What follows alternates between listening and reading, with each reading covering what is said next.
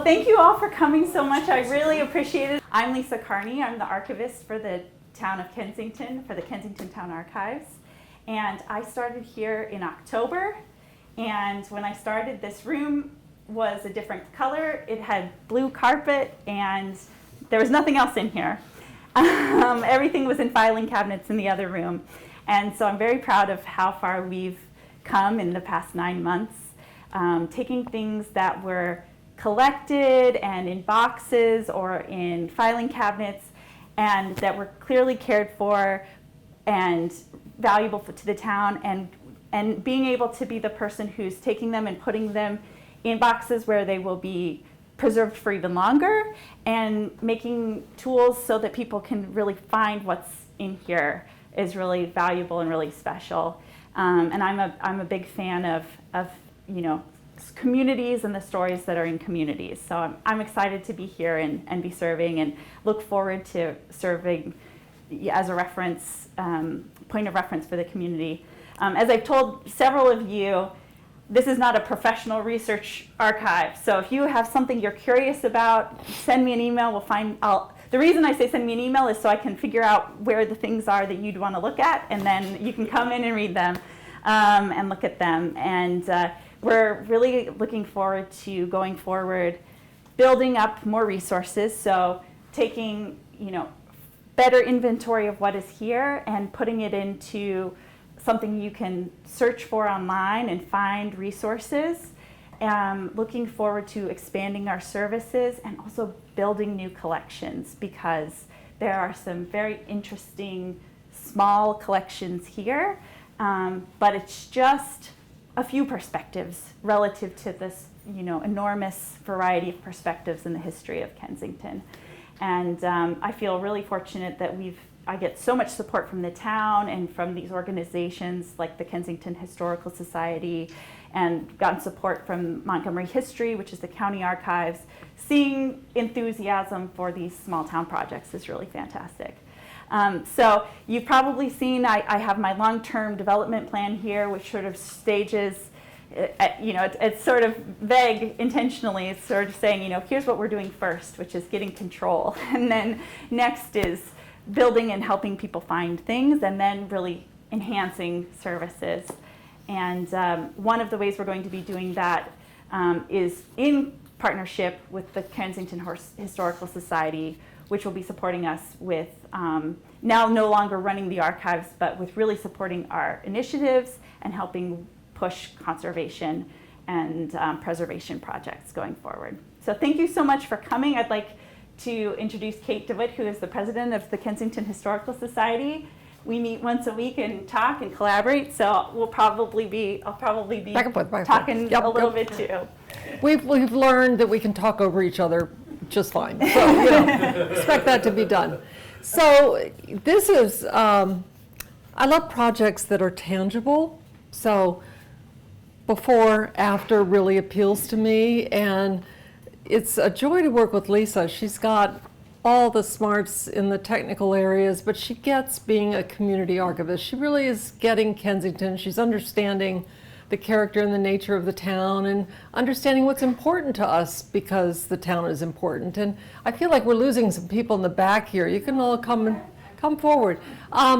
So, this is an evolving thing. And one, as you referenced, we're working on our partnership, working on our collaboration, and what's the focus of the Historical Society and the purview of the archives. So we spend a lot of time bouncing that around to kind of refine and refine and refine. And so I think if you think of the Historical Society as the historian for the town, different than the archivist for the town, we're the historian for the town. So we're going to be looking outward to encourage collections and collaborations on collecting history that comes in as a curated collection to the archives.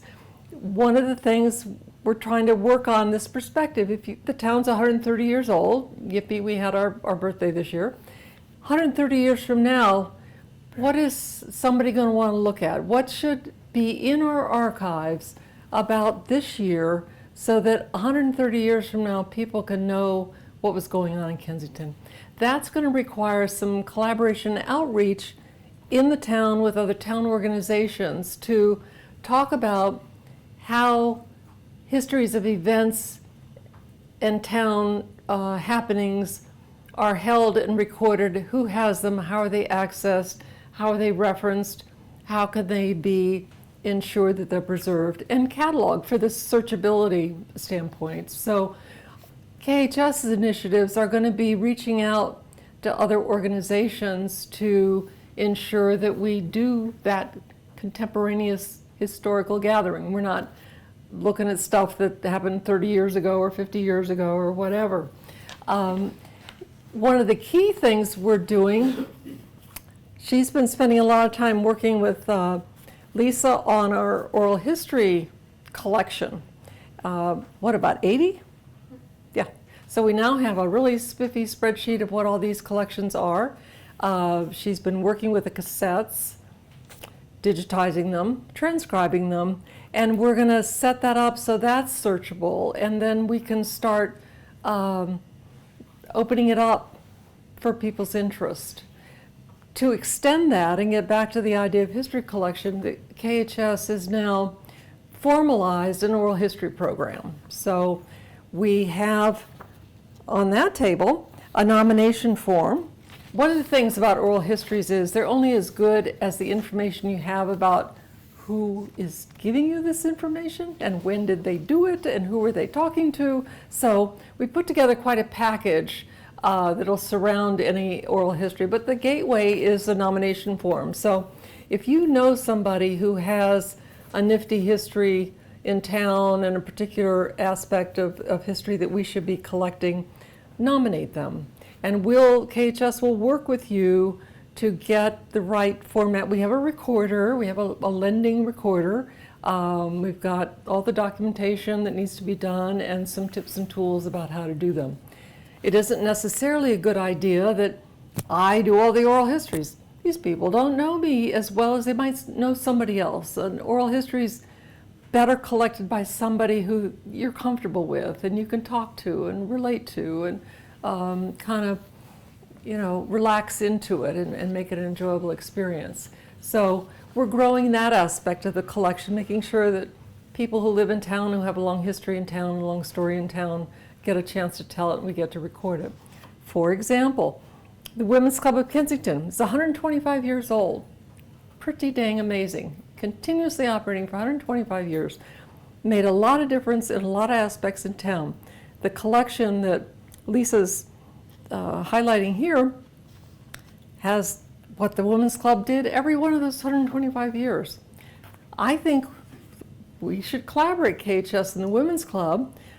We have women who've been in the Women's Club for 30, 35 years. We need to do some oral history conversations with these women so we can enhance the Women's Club of Kensington with some of these oral histories. Let's think about Juneteenth and our Racial Justice Committee, those kinds of initiatives.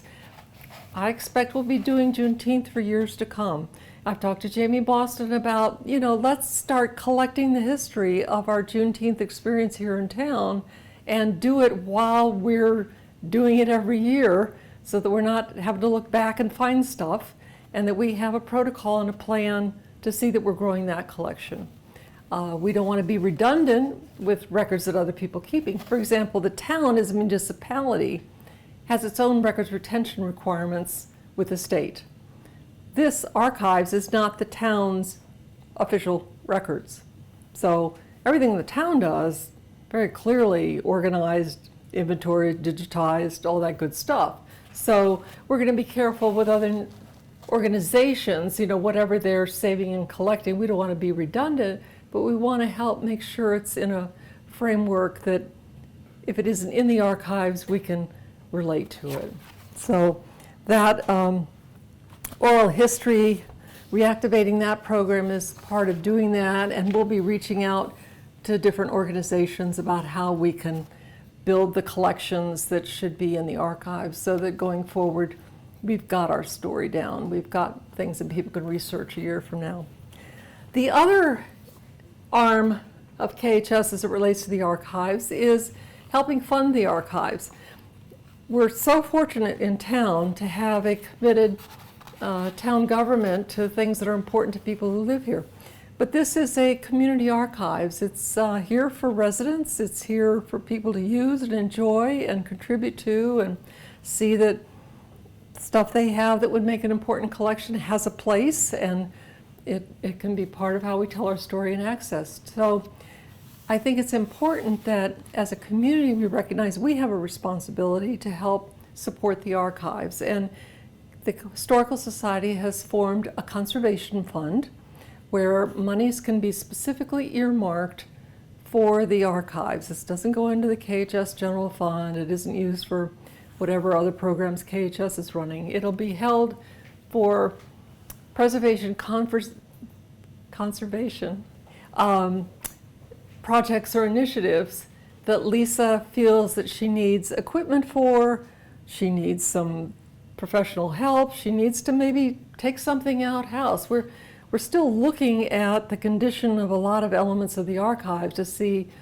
what needs attention so that it's properly preserved. And maybe that's got to go out to somebody who can do some conservation work, and that's going to cost a little bit of money. Taking in a collection. You know, a collection can occupy a whole lot of very specialized, expensive archival material.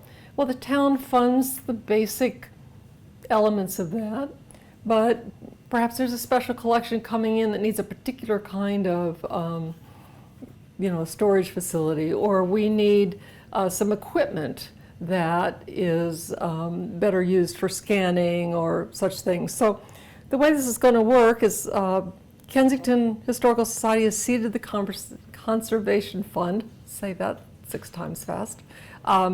We've seeded that with a donation from KHS. We are going to open it up to the community. There's a little explanation sheet over here about the Conservation Fund. I'm having a hard time with that word. So look at it, think about it, and as Lisa comes up with a project or a need, she'll come to the KHS board and apply to receive monies from the Conservation Fund to continue her work. So that's an important way that the community can take care of itself as the archives is a resource for all. Yeah, and if I could say, some of the projects could be something like, there's a very tightly rolled tube that says blueprints, town hall, ? And if I unroll it, it will fall apart. So a professional conservator would need to chemically relax the paper so that it could be seen, and we can find out if it really is town hall blueprints. Or we have these albums, which these albums are, what's nice about this type of album is that this adhesive will eventually dry up and the things will fall out. But I want to be able to preserve how this is. So a special overhead scanner would allow me to do that without tearing things up or breaking the binding, and so things like that would be very tangible and would help people in the community have access to more of these important resources. Right, right. There's a very cool poster out there. People say, and I did this until I was educated by Lisa, well, digitize it all, just get at it.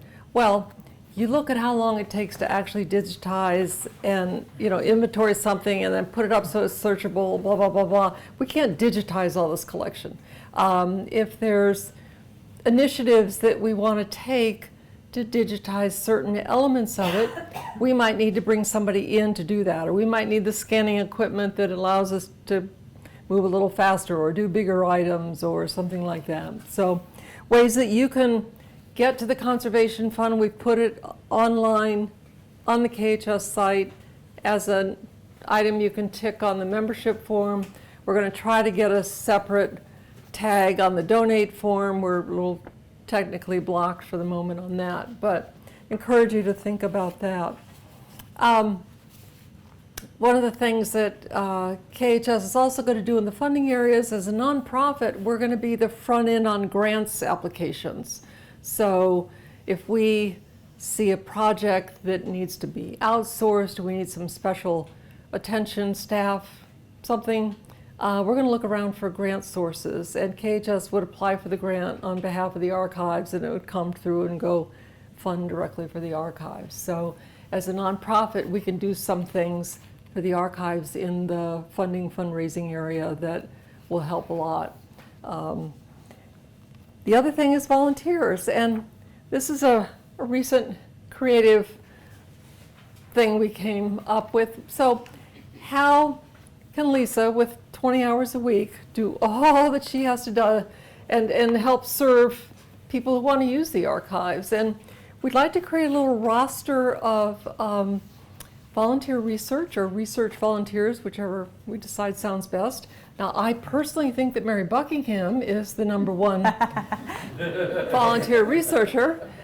She's done it in the past, but the idea would be if there's somebody who has a need for information that maybe isn't in the area, it needs a lot of heavy research that shouldn't sidetrack Lisa, that she could bounce out to these people who said they'd be willing to come in when asked and look in our material, find the answer, put it together, get it out, and help serve our public. So there's ways we're going to do that.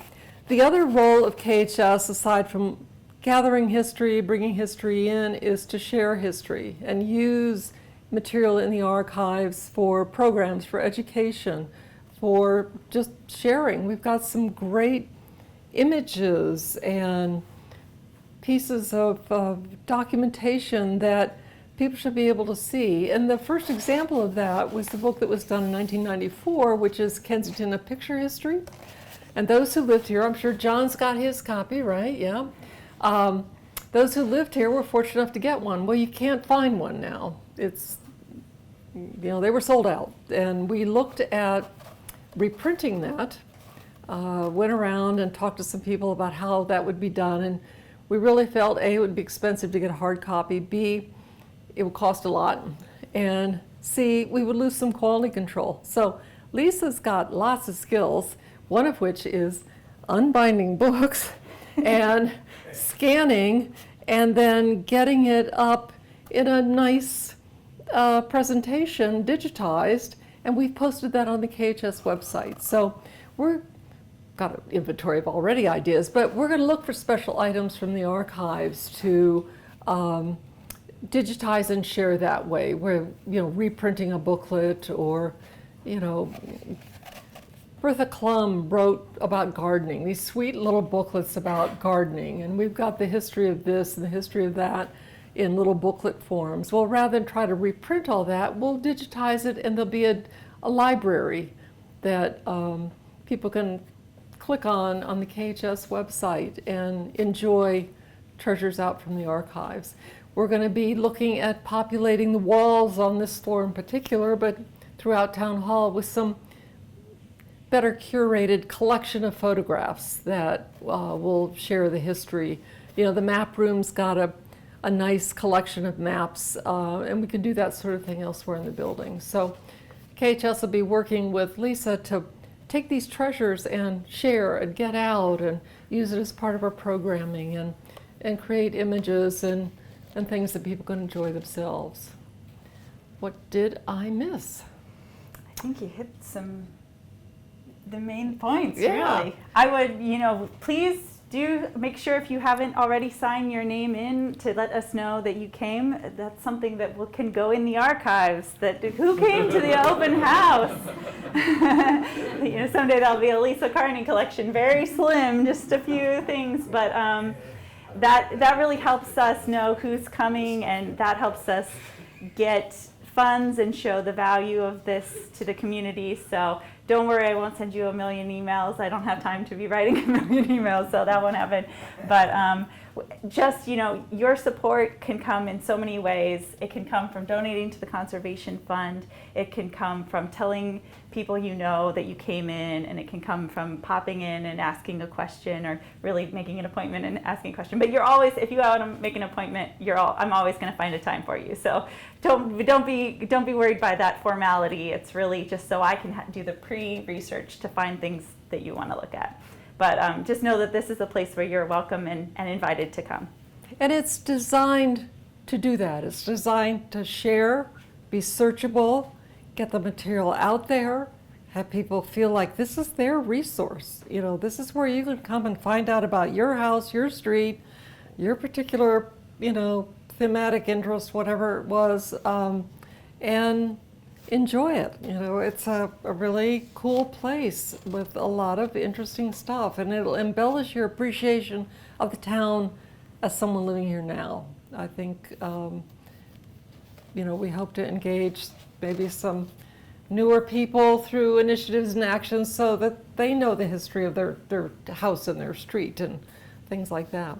The other thing we're doing, by the way, and I'm looking at Chris as I think of this, is Lisa's not only going to be the archivist of our Kensington collection here, but she will be a gateway so that she'll know what kinds of things are housed in other archives or in other county or state records. So if somebody comes in and they want to look at X, she can say, well, here's what we've got. But here, and maybe you worked on this list, yep. Here is where else you can go, and here's the links. I mean, we'll make it pretty easy for people to follow the trail because we don't want to be redundant. We don't want to be housing things here that are effectively housed and searchable elsewhere, but we will enable people to know that. On that subject, you should go to these places, and here's the links, and go get them. So, and as a historic society, we're working harder to firm up our relations with other historic societies and other archives in other areas, particularly in the county, so that we can create an understanding of how to deal with overlapping collections. The Trolley Museum, all about trolleys. Well, Kensington had a trolley, so how do we relate those collections and those archives and share so that people can search and get to both. Montgomery History, she mentioned, she works with the archivist there, I work with the director, and they are the county historian. Well, if we start to collect things that look more county-like, maybe that's where they go, and that we see that our focus is Kensington, not solely within the map, but Kensington, the character of Kensington. So we're making sure we relate to the larger community of historic associations and archival organizations, and we're all doing the smart thing about how we're managing our own collections and how we communicate with each other and how we make it easier for people to access collections and share what we have. So I'm assuming that there might be a little more food and drink unless they've picked it up already. Or if you want to pick up an oral history nomination form or something on the Conservation Fund or anything else Lisa's got out here, you should do that. Yeah, thank you all for coming, and feel free to stick around, come talk to us in the time that we have remaining. Thank you. Thank you.